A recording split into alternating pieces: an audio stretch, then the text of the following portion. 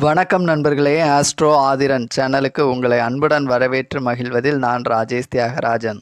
ஸ்ரீ கற்பக விநாயகரின் திருப்பாதம் பணிந்து எல்லா உயிர்களும் இன்பமுடன் வாழ நல்லதே நடக்கும், நல்லதே நடக்கும், நல்லதே நடக்கும் என்ற பொன்னான வரிகளுடன் இந்த பதிவில் வரக்கூடிய மே மாதம் 11ஆம் தேதி நிகழ இருக்கின்ற குரு பயிற்சி இந்த சிம்ம ராசிக்காரர்களுக்கு எப்படி இருக்கும் அப்படின்றத பற்றி தான் இந்த பதிவில் பார்க்க இருக்கிறோம். பொதுவாக இந்த சிம்ம ராசிக்காரர்கள் அப்படின்னாலே ஒரு விருந்தோம்பலுக்கு பெயர் போனவர்கள் அப்படின்னே சொல்லலாம். ஒருத்தரை பார்த்த மாத்திரத்திலேயே நல்லா இருக்கீங்களா, சாப்பிட்டீங்களா, வாங்கலேன் ஒரு கப் காபி சாப்பிட்லாம், ஒரு டிஃபன் சாப்பிட்லாம் அப்படின்னு ஒரு விருந்துக்குன்னு அழைக்கக்கூடிய நபர்கள் அப்படின்னா இந்த சிம்ம ராசிக்காரர்கள் தாங்க சொல்லலாம். ஏன்னா இந்த வார்த்தை எல்லோருடைய வாயிலிருந்தும் அவ்வளோ சீக்கிரத்தில் எளிதில் வந்துடுமா அப்படின்னா சொல்லிட முடியாது. சிம்ம ராசிக்காரர்களுக்கு இது ஒரு இலகுவான ஒரு வார்த்தை அப்படின்னே சொல்லலாங்க. அதே மாதிரி மற்றவங்களோட பேசலையும் சரி, ஒரு மரியாதையாக வாங்க போங்க நீங்கள் அப்படின்ற ஒரு மரியாதை கலந்த பண்பு கலந்த ஒரு வார்த்தையில் தான் பேசுவாங்க. யாரையும் இவங்க ஒரு ஒருமையில் நீ வா போ அப்படின்ற வார்த்தையில் பேசுவாங்கன்றது கிடையாது. ஏன்னா தான் எந்த அளவுக்கு மற்றவங்களோட மரியாதையாக நடந்துக்கிறோமோ அப்போ தான் நமக்கான மரியாதை இந்த சமுதாயத்திலேருந்து கிடைக்கும் அப்படின்ற ஒரு வாழ்வியல் தத்துவத்தை புரிஞ்சு செயல்படக்கூடிய நபர்கள் அப்படின்னா இந்த சிம்ம ராசிக்காரர்கள் தாங்க. அதே மாதிரி இவங்களுக்கு ராசிக்கு அதிபதியாக சூரியன் வரக்கூடிய காரணத்தினால எந்த ஒரு இடத்துலையும் நீதி, நேர்மை, நியாயம் அப்படின்னு செயல்படக்கூடியவர்கள். சட்டப்படியும் நியாயப்படியும் இவங்களுடைய செயல்பாடுகள் இருக்கும் அப்படின்னே சொல்லலாம்.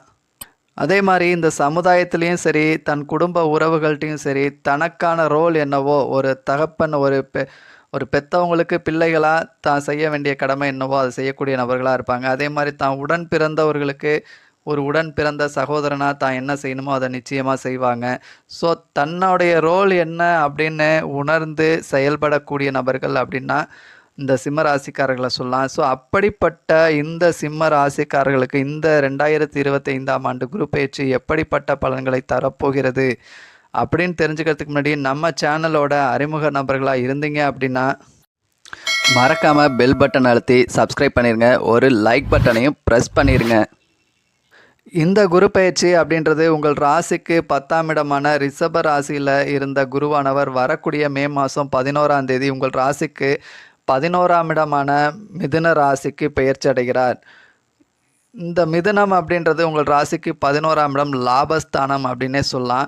இந்த லாபஸ்தானத்தில் இருக்கக்கூடிய குருவானவர் உங்கள் ராசிக்கு 3ஆம் இடமான வீரியஸ்தானத்தையும் 5ஆம் இடமான புத்திரஸ்தானத்தையும் தன்னுடைய 7ஆம் இடமான கலத்திரஸ்தானத்தையும் ஒரு சேர பார்வை செய்கிறார். அப்போது இந்த குரு பயிற்சியில் உங்களுக்கு திருமண தடை நீங்கி திருமணத்திற்கான ஒரு காலகட்டம் வந்துருச்சு அப்படின்னே சொல்லலாம். ரொம்ப காலமாக திருமணத்துக்காக முயற்சி பண்ணிக்கிட்டு இருக்கோம் அப்படின்னு நினச்சிக்கிட்டு இருக்கவங்களுக்கு குரு பலன் வந்து விட்டது அப்படின்னே சொல்லலாம். குரு தான் இருக்கக்கூடிய இடத்த விட தான் பார்க்கக்கூடிய இடங்களுக்கு தான் பலம் அதிகம் அப்படின்னு சொல்லுவாங்க. அதன் அடிப்படையில் உங்கள் ராசிக்கு 3ஆம் இடத்தை பார்வை செய்யக்கூடிய காரணத்தினால ஒரு வித தைரியம், ஒரு இந்த காரியத்தை செய்யலாம் அப்படின்ற ஒரு எண்ணம் இருந்துக்கிட்டே இருக்குது. அப்படின்றப்போ செய்யலாமா வேணாமா அப்படின்ற ஒரு குழப்பம் இருந்துக்கிட்டே இருக்குது. அப்படின்றவங்களுக்கு நிச்சயமாக துணிஞ்சு செயல்படுவீங்க அப்படின்னு சொல்லலாம். ஒரு தைரியம் உங்களுக்குள்ளே இருக்கும், ஒரு துணிச்சல் எல்லாமே உங்களுக்குள்ளே வரும் அப்படின்னு சொல்லலாம். இந்த குரு பயிற்சிக்கு ஒரு துணிச்சலான முடிவுகள் எடுக்க தயங்க மாட்டீங்க அப்படின்னே சொல்லலாம்.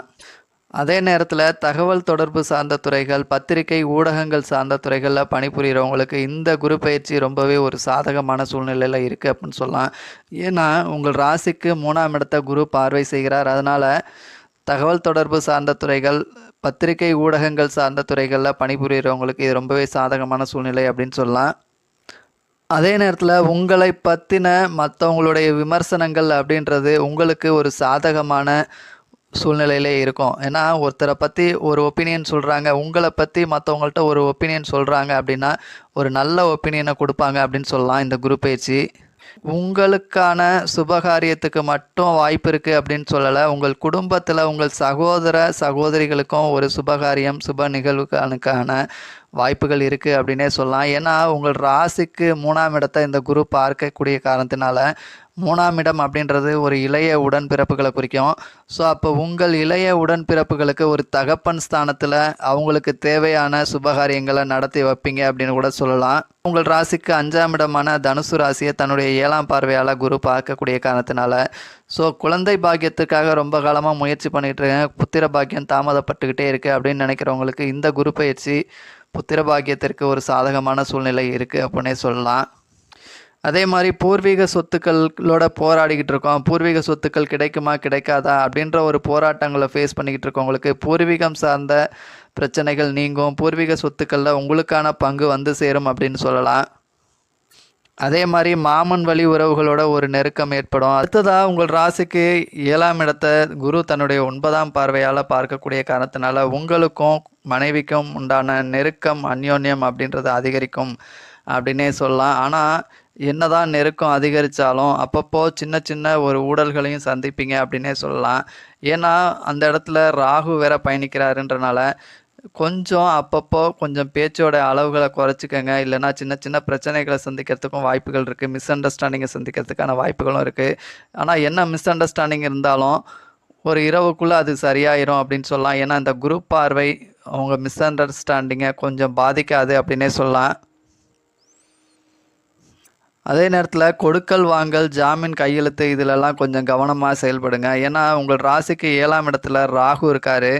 இந்த ராகு இருக்கக்கூடிய காரணத்தினால என்னதான் நெருங்கினவங்க தெரிஞ்சவங்க அப்படின்னு நீங்கள் எவ்வளோ தான் செலவு பண்ணி கொடுத்தாலும் பணம் உதவின்னு கேட்குறாங்க அப்படின்றப்ப நீங்கள் அந்த உதவிகளை செய்தாலும் அது ஒரு பிரச்சனையில் முடிவடைகிறதுக்கும் வாய்ப்புகள் இருக்குது. இருந்தாலும் அந்த ஒரு பிரச்சனை அப்படின்றதும் ஒரு கட்டுக்குள்ளே இருக்கும், எல்லை மீறாது அப்படின்னு சொல்லலாம். இந்த குரு பார்வை காரணமாக என்னதான் பிரச்சனையாக இருந்தாலும் அந்த பிரச்சனை எல்லை மீறாதுன்னு சொல்லலாம். இருந்தாலும் எதுக்கு அந்த வீண் வம்பு சொல்லுங்கள்.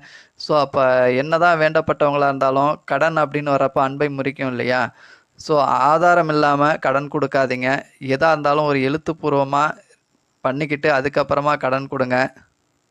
எதுவாக இருந்தாலும் ஆதாரப்பூர்வம் இல்லாமல் கடன் கொடுக்காதீங்க, ஒரு எழுத்துப்பூர்வமாக எழுதி வாங்கிக்கிட்டு கடன் கொடுங்க. ஜாமீன் கையெழுத்திடுறதுலையும் கவனமுடன் செயல்படுங்கள்.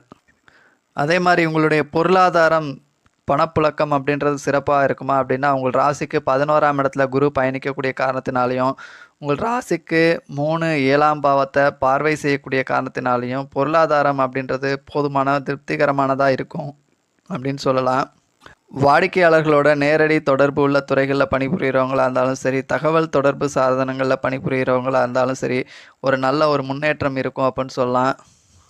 தொழில் ரீதியில் ஒரு நல்ல முன்னேற்றத்தை பார்க்கலாம். அதே நேரத்தில் பெரிய அளவில் முதலீடு சார்ந்த துறைகளில் பணிபுரிகிறவங்க அப்படின்னா பெரிய அளவு முதலீடு போட்டு தொழில் தொடங்குகிறோம் அப்படின்றவங்க கொஞ்சம் கவனமுடன் செயல்படவும். ஏன்னா 11ஆம் இடத்துல குரு வரக்கூடிய காரணத்தினால பெரிய அளவில் முதலீடு செலவு செய்கிறதுல கொஞ்சம் தயக்கம் காட்டுவீங்க அப்படின்னே சொல்லலாம். ஸோ இந்த குரு பயிற்சியை இந்த பெரிய முதலீடு சார்ந்த துறைகளில் பணிபுரிகிறவங்களுக்கு கொஞ்சம் சாதகமாக இல்லை அப்படின்னே சொல்லலாம். அடுத்ததாக வண்டி வாகனங்கள் வாங்கலாமா அப்படின்னு எடுத்துக்கிட்டிங்கன்னா உங்கள் ராசிக்கு 4ஆம் இடத்தை குரு பார்வை செய்யலை. இருந்தாலும் தனிப்பட்ட உங்கள் ஜாதகம் வண்டி வாகனங்கள் வாங்குவதற்கு, வீடு வாகனங்கள் வாங்குவதற்கு சாதகமான சூழ்நிலை இருக்கும் பட்சத்தில் வாங்கலாம்.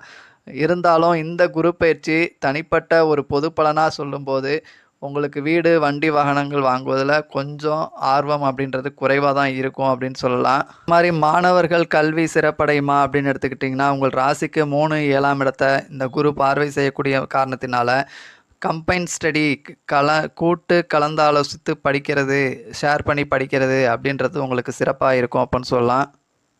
அதே நேரத்தில் உடல் ஆரோக்கியம் நோய் சார்ந்த தொந்தரவுகள் எதுவும் இருக்குமா அப்படின்னு எடுத்துக்கிட்டிங்கன்னா குரு லாபஸ்தானத்தில் பயணிக்கின்றனால ஆரோக்கியம் அப்படின்றது சிறப்பாகவே இருக்கும் அப்படின்னு சொல்லலாம். பொதுவாக இந்த சிம்மராசிக்காரர்களுக்கு கேஸ் ட்ரபிள் வாயு சார்ந்த தொல்லைகள் இருக்கும் அப்படின்னு சொல்லலாம். அதே மாதிரி நீர் சார்ந்த தொந்தரவுகள், நீர்க்கடுப்பு, யூரினல் சார்ந்த பிரச்சனைகள் இருக்கும் அப்படின்னு சொல்லலாம். ஆனால் என்னதான் இருந்தாலும் இந்த குரு பயிற்சி அப்படின்றது உங்களுக்கு சாதகமாக இருக்கக்கூடிய காரணத்தினால நிச்சயமாக நோய் சார்ந்த தொந்தரவுகள் உங்களுக்கு பெருசாக இருக்காது அப்படின்னே சொல்லலாம். ஆனால் என்னதான் உங்களை உங்களுக்கு சுற்றிலும் ஒரு நல்ல விஷயங்களாக, உங்களுக்கு ஒரு லாபகரமான விஷயங்களாக உங்களை சுற்றி நடந்தாலும், ஆனால் எந்த ஒரு விஷயத்துலேயும் ஒரு ஈடுபாடு இல்லாத ஒரு நிலை, ஒரு மனதளவில் ஒட்டாத நிலை தான் உங்களுக்குள்ளே இருக்கும் அப்படின்னு சொல்லலாம். ஏன்னா உங்கள் ராசியில் கேது பயணிக்கக்கூடிய காரணத்தினால எந்த ஒரு விஷயத்துலையும் ஒரு ஈடுபாடு அப்படின்றத காட்ட மாட்டீங்க. ஒரு பிடிப்பு அப்படின்றது இருக்காது அப்படின்னே சொல்லலாம். பொதுவாக இந்த சிம்ம ராசிக்காரர்களுக்கு மலைகள் மீது இருக்கக்கூடிய சிவ ஆலயங்களாக இருக்கட்டும், முருகன் ஆலயங்களாக இருக்கட்டும், ஒரு ஆத்ம திருப்தி அப்படின்றது கொடுக்கும் அப்படின்னு சொல்லலாம். ஸோ இதுவரைக்கும் இந்த சிம்ம ராசிக்காரர்களுக்கான குரு பயிற்சி பலன்கள் பற்றி பார்த்தோம். மீண்டும் அடுத்த ஒரு நல்ல பதிவில் பார்ப்போம். அதுவரை உங்களிடமிருந்து விடைபெறுவது நான் ராஜேஷ் தியாகராஜன். நன்றி, வணக்கம்.